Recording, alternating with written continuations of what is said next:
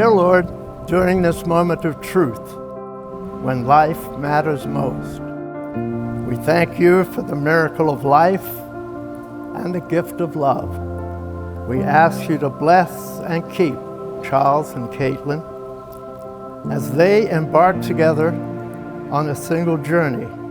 From this day forward, we are joined together. We are joined together as husband and wife. As husband and wife.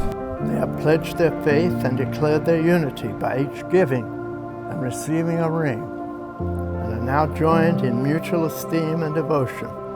I, with the authority vested in me by the state of California, do pronounce them husband and wife. Charlie, this is the moment you've been waiting for. You may kiss your bride.